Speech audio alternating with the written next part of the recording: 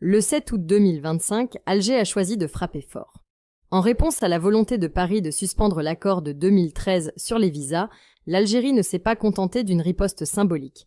Elle a purement et simplement mis fin à cet accord bilatéral.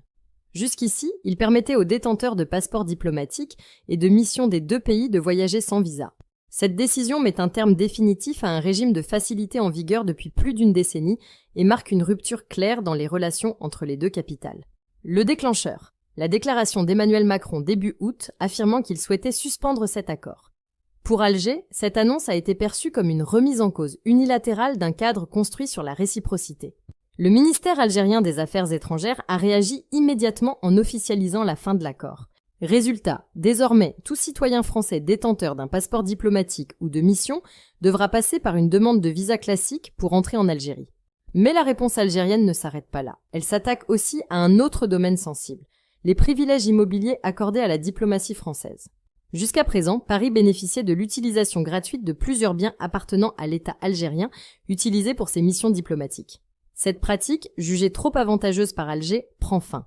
Dorénavant, la France devra respecter de nouvelles conditions d'occupation, dont les détails n'ont pas été entièrement dévoilés, mais qui devraient mettre fin à la gratuité et imposer un cadre plus strict. Ces mesures sont présentées par Alger comme l'application stricte du principe de réciprocité. L'idée est claire, les avantages ne seront maintenus que si la France adopte la même posture envers l'Algérie. En d'autres termes, fini le traitement préférentiel unilatéral. Ce durcissement s'inscrit dans un contexte déjà tendu. Les relations franco-algériennes traversent depuis plusieurs années une succession de crises, souvent liées à des questions migratoires, mémorielles ou économiques.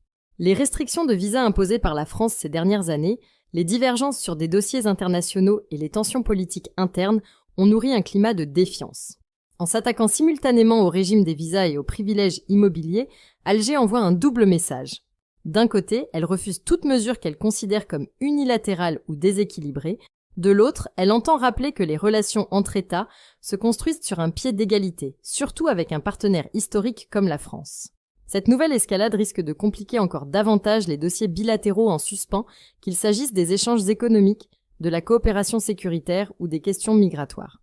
Pour Alger, cette fermeté est un moyen de réaffirmer sa souveraineté et de montrer qu'elle ne cédera pas face à ce qu'elle perçoit comme des pressions politiques.